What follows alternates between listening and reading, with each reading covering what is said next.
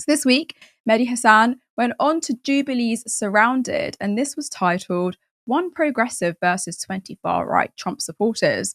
Why, you may ask? Because apparently we need more panels where fascists get to share their feelings. Now, the prompt on this particular part of the video was titled Donald Trump is defying the Constitution.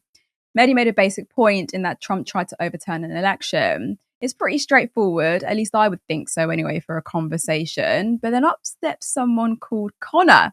Let's have a look at what he says. The bits that you disagree with. Can I just be clear on that? Yeah, absolutely. Okay. I'm more than willing to amend it and include whenever it's in your favor. Yeah, absolutely. Okay. So can Democrats do the same when they're in office? No, absolutely not. Because so you don't believe in democracy? Enemy. No, I don't. Absolutely not. What do you believe in? Autocracy. By who? Honestly, quite frankly, anyone who is in line with Catholic teaching. Donald Trump is not Catholic. Of course, he's not. I completely agree, and that's part of the problem. Trump? You don't support Trump? No, I don't. I didn't even vote for him. I wrote in like John Pork or someone. I can't even remember.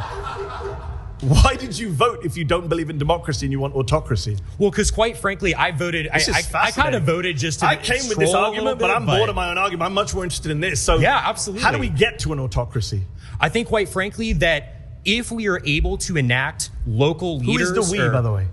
I think, quite frankly, these far-right conservatives sitting right around white people. Yeah, no absolutely. So, well, actually, I have quite. Some of the people in this room don't make the cut from what I can see visually. Actually, hold on for a moment. I do think that there are people who happen to not be white who do actually have history in this country and have roots in this country. For instance, from the Mexican-American War, we subsumed a lot of territory of people who have far stakes in this country who happen to be Hispanic or what have you.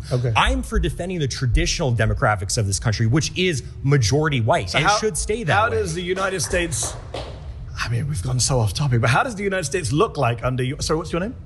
My name is, my name's Connor. It's a pleasure to meet you. Took a little bit of a doubt. Let's see what else he says, because there's more that Connor comes out with, and I can't get enough of him. I use a pseudonym online, fair enough, but fair enough. How would Connor's America look? What would it look like? Well, quite frankly, I think we would deport people who shouldn't be here. No, I didn't ask about deporting. What does the government look like?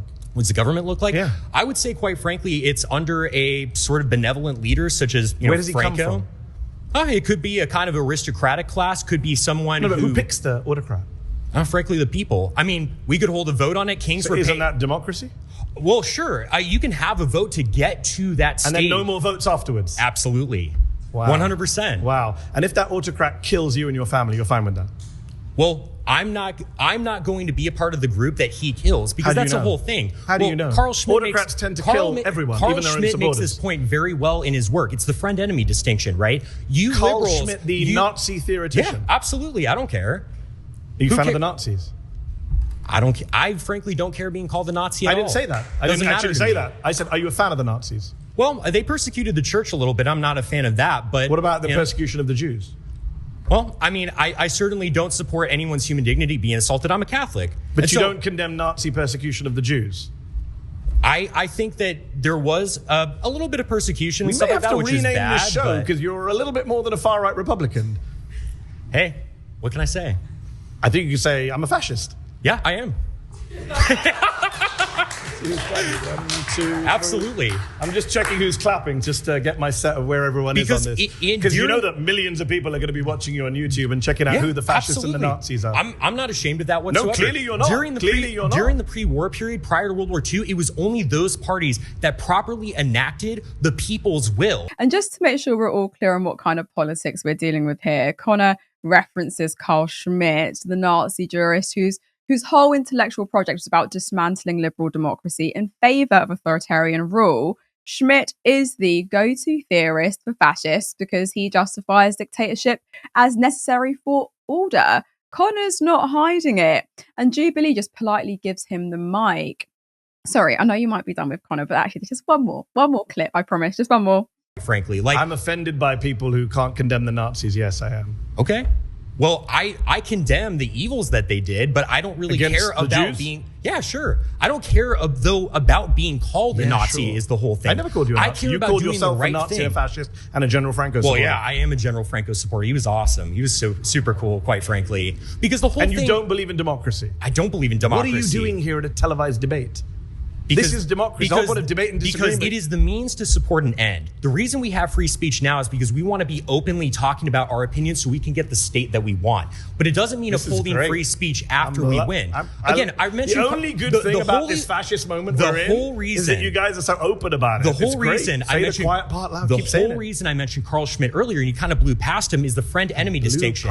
Even liberals, when they take power, they want to enact policies and they want to enact protections for their people and their ideas, and they're willing to punish their enemy. And so I'm the same way. I'm like, hey, if you're going to punish me, I'm going to get in power, and I'm going to frankly punish you when you try to leverage power against me. Just that simple.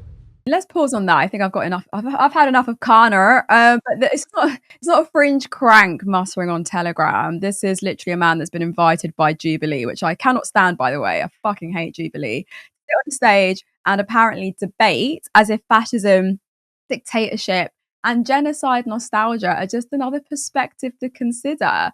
Is frankly Jubilee. Jubilee packages this as balance, as free speech, as democracy, as healthy discourse. Jubilee's not unique in this. Bill Mayers did it for years. Piers Morgan does it weekly, but Jubilee slaps on a layer of YouTube chic civility and pretends they're doing something noble, but they're truly not. I think they're pretty much farming outrage clicks and legitimizing the far right in the process. What did you make of Kempner and what he was saying? I feel like Mehdi Hasan, I think he has said this, he was led to believe that he would be debating 20 far-right Republicans, and I think you can tell pretty quickly from Kempner there that wasn't what's happening.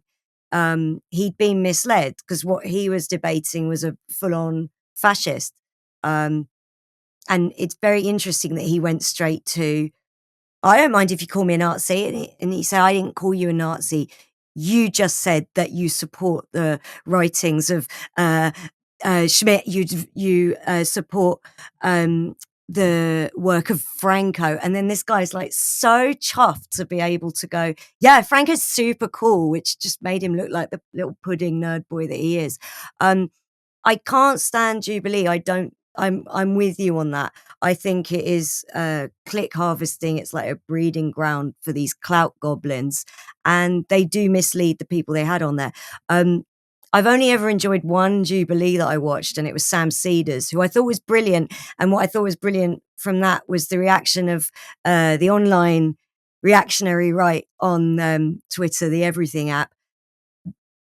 They saw clips and assumed that the guy that Sam Cedar was debating with, who was this sort of LA, I believe he's a queer former actor who actually works for Jubilee, but he was debating Sam Cedar, and people watching all assumed that that was the lefty and that Sam Cedar was the conservative reading him his rights.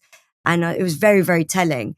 But I feel like Jubilee can only keep going further right to get more shocking. I thought that the Mehdi Hasan Jubilee was going to feel a bit like the Sam Cedar one, but it just felt increasingly like most of those 20 were desperate to get their kicks in on a brown man. That's what it felt like. It was a really unpleasant watch. Support independent media. Support social justice that's there on social media. Thank you. Turn left.